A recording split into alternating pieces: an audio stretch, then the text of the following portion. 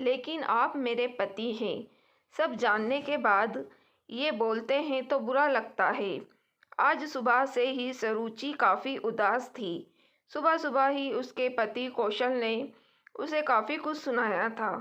कौशल, सरुचि देखो मोहन भैया की पत्नी को सब रिश्ते लेके चलती है, पूरे परिवार में सब से घुलती मिलती है, तभी तो अपने चचेरे फुफेरे भी उन्हें आदर सम्मान से बुलाते हैं।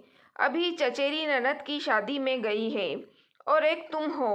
हूँ, बात अधूरी छोड़ वो मुंह बनाए। सरुचि, मैं क्या? आपने बात अधूरी क्यों छोड़ दी?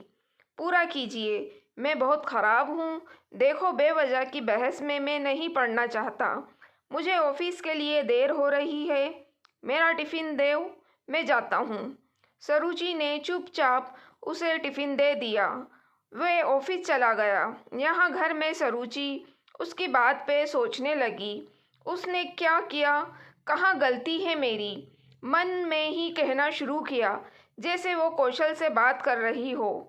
जिस मोहन भैया की पत्नी की आप बात कर रहे हैं, वो कभी सास ससुर के साथ रहती नहीं। यहाँ तक सास ससुर बीमार भी हो जाएं तो ना अपने पास ले जाती है, ना ही देखने आती है।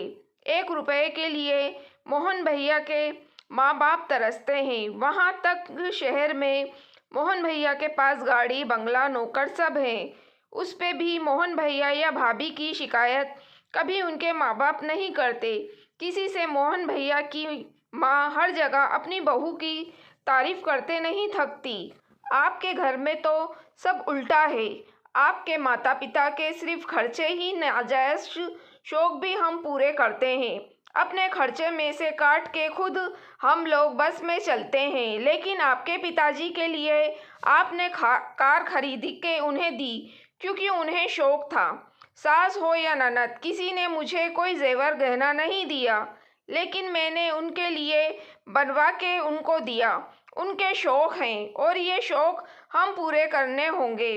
लेकिन इन सब के बाद भी क्या मिला बदले में? आपके घर आई बहू बन के सासू माँ ने कहा, किसी रिश्तेदार या फिर परिवार वालों से बात करना नहीं है तुम्हें।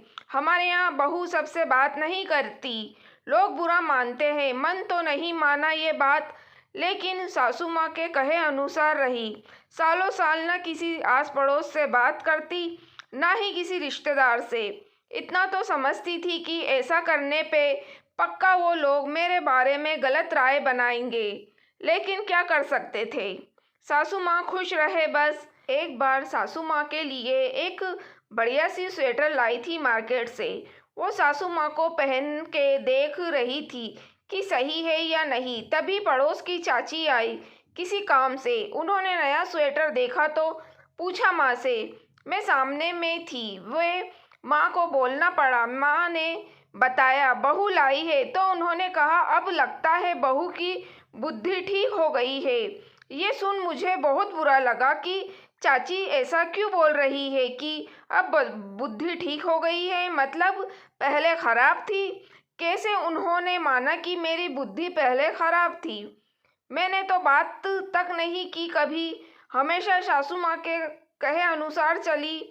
सासू माँ ने समझ लिया कि मेरे दिमाग में कुछ बात चल रही है। उन्होंने मुझे इशारे से जाने को बोला। मैं हट गई वहाँ से। फिर मैंने अपने चचेरे रिश्तेदारों से बात करते ना शुरू किया। तो शुरू में वो लोग बात नहीं करते, अजीब सा बर्ताव करते मेरे साथ, अछूता सा। धीरे धीरे बात खुली कि मेरी सास और ननद सबसे कहती है कि मैं बहुत गलत महिला हूँ।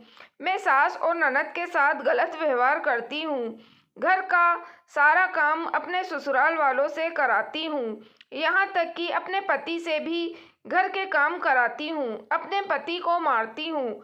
ससुराल वालों को खाना नहीं देती, खाने घर का सारा खाना खा जाती हूँ। बहुत बेरहम महिला हूँ, सबको रुलाती हूँ। माँ बाप बहन पे खर्च नहीं करने देती हूँ। पति को, अपने ससुराल के रिश्तेदारों को गाली देती हूँ, भला बुरा कहती हूँ।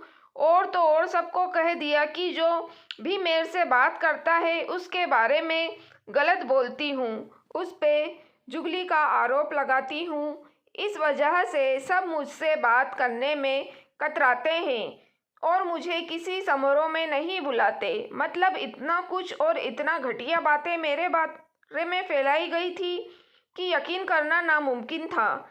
जबकि घर के प्रत्येक लोगों के प्रति जिम्मेदारी मैंने सभी सारी निभाई आज तक। यहाँ तक कि आप कुछ भूल भी जाते हैं लेकिन मैं नहीं भूलती। फिर भी इस तरह मेरे बारे में उजुल फुजुल बोलना उन्हें अच्छा लगता है तो ठीक है।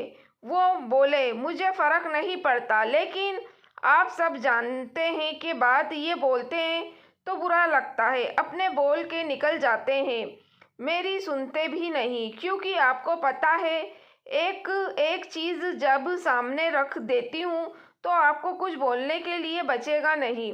दोपहर में सरुचि ने देखा मोबाइल पे कौशल का संदेश था। सरुचि, माफ़ कर देना मुझे, मैं सब जान के भी तुम्हें बोल दिया, जबकि मेरी माँ बहनों ने पूरे रिश्तेदारी गंदी करके रखा है, लेकिन उन्हें कुछ नहीं बोल सकते।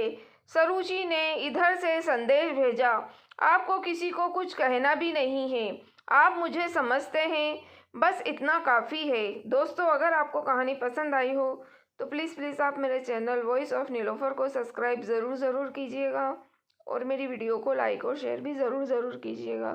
Thank you for watching.